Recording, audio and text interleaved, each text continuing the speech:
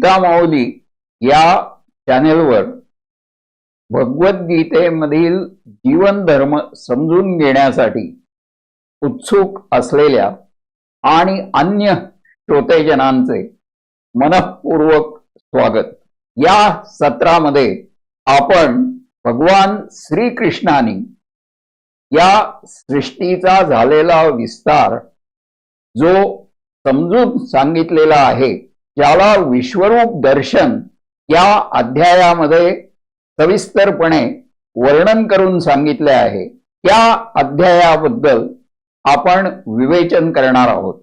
आपले जीवन यामुळे सुखी व्हावे हाच उद्देश डोळ्यासमोर ठेवून मी दिलीप काटदरे माझे गीता धर्म आणि मी या विषयावरील विचार आपल्या समोर मांडणार आहे।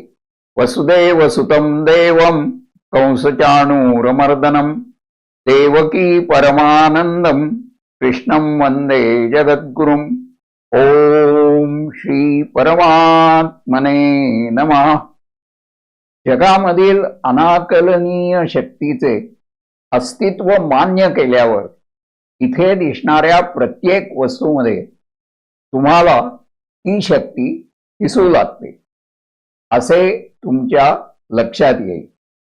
विज्ञानाचा आधार घेऊन डार्विनने सांगितलेल्या उत्क्रांतीवादाच्या आधारे एका पेशीपासून अनेक जीवात्मे कसे निर्माण झाले हे सांगता आले तरी त्याच्या मुळाशी नेमके काय होते आणि पहिली पेशी अथवा पहिला जीव कसा निर्माण झाला हा प्रश्न अनुत्तरित राहतो।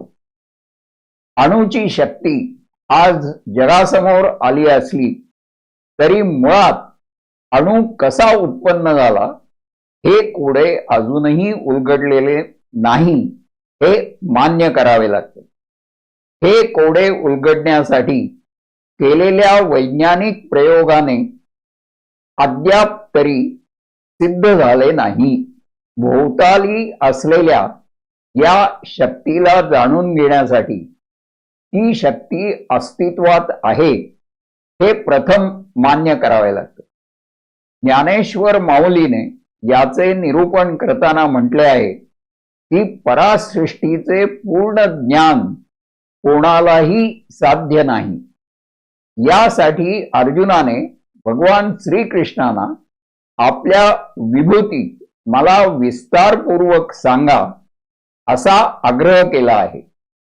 याला उत्तर देताना भगवान श्रीकृष्णाने या अध्यायात सांगितले आहे की ही शक्ती सर्वत्र पसरलेली आहे। तू ती बघायला शिक आणि अनुभवण्याचा प्रयत्न कर।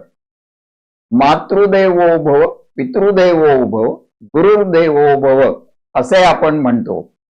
संतांच्या विभूतींना नमस्कार करतो, लहान मुलांच्या निरागसतेचे कौतुक करतो।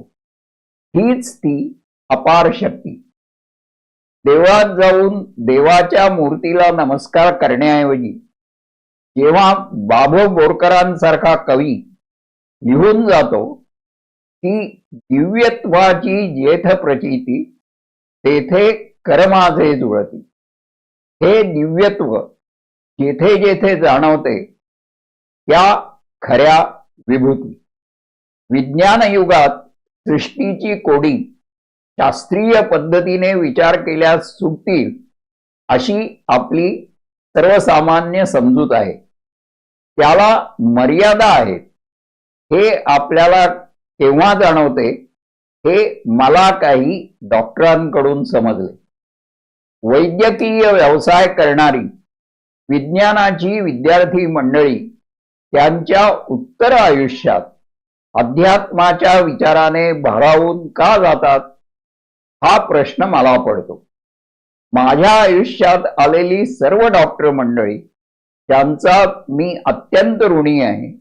त्या सगळ्यांनी माझे आयुष्य सुखी करण्यासाठी मदत केली। त्यांचे कौशल्य त्यांचे ज्ञान वाखाणण्यासारखे होते याबद्दल वाद नाही।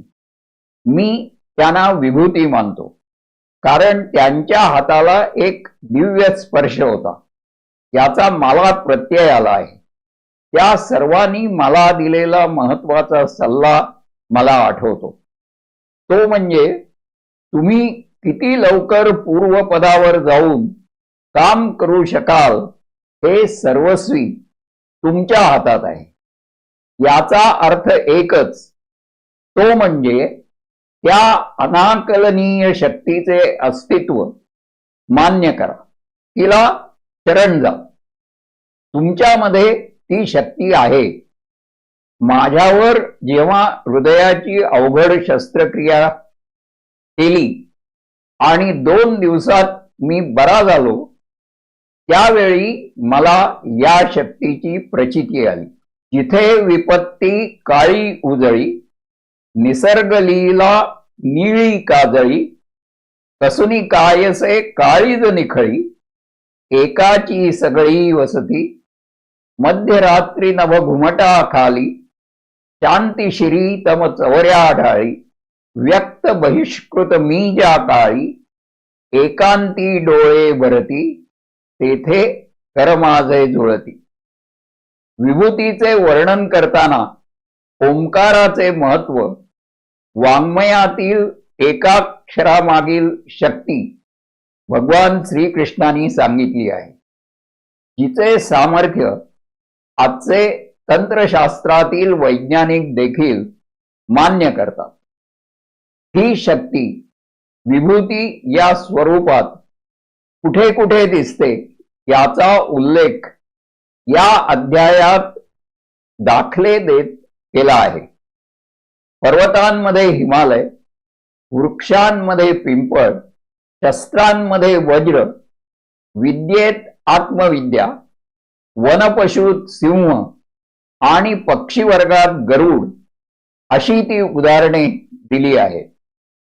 ती देताना हे स्पष्ट केले आहे की जिकडे नजर टाकशील तिथे या विभूतींचे अस्तित्व तुला जाणवेल. या प्रत्येक विभूतीमध्ये जे गुण दिसतात त्याचे आपल्या जीवनात निश्चित महत्व आहे. तसा हिमालय संकटांबरोबर सामना करत खंबीरपणे उभे राहण्याचे शिक्षण देतो. म्हणूनच तुला या सृष्टीमधील माझे अस्तित्व मान्य करून जीवनधर्म पाळला पाहिजे. ही शक्तीच जीवात्मे निर्माण करते आणि त्यांचा संहार करते. स्मृती, बुद्धी, धैर्य आणि क्षमा या सर्व तेजस्वी पदार्थांचे तेज सुद्धा मीच आहे. समुद्राच्या लाटा मोजता येतात का?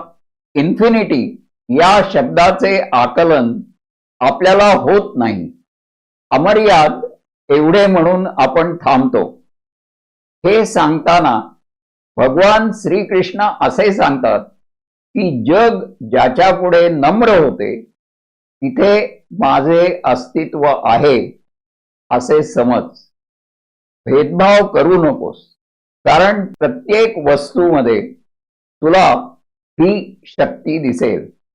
माझ्या विभूती शोधू नकोस असे भगवान श्रीकृष्ण म्हणतात. त्याचा विस्तार बघून तुझे डोळे विस्फारतील. त्या जशा शांत आहेत तशाच रौद्रही आहेत. माझे अस्तित्व सर्वत्र आहे. हे ऐकल्यावर अर्जुनाने तुमची शक्ती आणि तुमचे रूप मला प्रत्यक्ष डोळ्यांनी बघायचे आहे अशी भगवान श्रीकृष्णांबरोबर संवाद साधताना इच्छा प्रगट केली. हेच विश्वरूप दर्शन 11व्या अध्यायात आपल्याला जास्त चांगल्या प्रकारे दाखवले आहे. मानव संशोधन या विषयाचा अभ्यास करताना माझ्या असे लक्षात आले की प्रत्येक व्यक्तीमध्ये काहीतरी कौशल्य नक्की असते.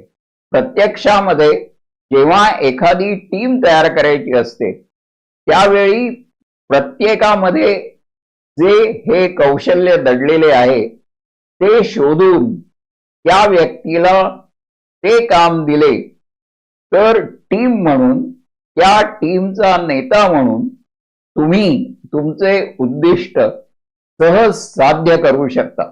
एका मुलाला प्रशिक्षित करताना माझ्या लक्षात आले की त्याच्याकडे चित्रकला दडलेली आहे. त्याला थोडे प्रोत्साहन दिल्यावर आणि संसाधने उपलब्ध करून दिल्यावर ती त्याने कॅनव्हासवर उतरवली. आज अतिशय उत्कृष्ट पेंटिंग्स म्हणून माझे मित्र त्याचे कौतुक करतात. क्रिकेट या खेळामध्ये फलंदाजाने त्याचे आणि गोलंदाजाने, यष्टिरक्षकाने आणि इतरांनी त्यांचे काम कौशल्य वापरून एक टीम म्हणून केले तरच त्या टीमचा विजय होतो असे आपण बघतो. छत्रपती शिवरायांनी त्यांच्या सहकार्यांचे गुण शोधून त्यांना एकत्र आणून हे सिद्ध करून दाखवले की थोड्या लोकांच्या मदतीने तुमच्या शक्तीचे प्रदर्शन करता येते. ममै वंशो जीवलोके जीवभूत सनातना, म्हणजे प्रत्येक व्यक्तीमध्ये माझा अंश आहे असे भगवान श्रीकृष्ण सांगतात. या अंशाच्या गुणांचा वापर करून घ्यायचा, हीच त्या शक्तीबरोबर आपली ओळख अथवा जवळीक आहे. यानंतरच्या म्हणजे 11व्या अध्यायाच्या विवेचनामध्ये आपण विश्वरूप दर्शन म्हणजेच या सृष्टीमध्ये जी विविध रूपे आपल्याला आढळतात त्यांचे चित्र रंगवणार आहोत आणि त्यातून या सृष्टीची ओळख करून घेणार आहोत. श्रीकृष्णार्पणमस्तु. हरि ओम तत्सत. हरि ओम तत्सत. हरि ओम तत्सत.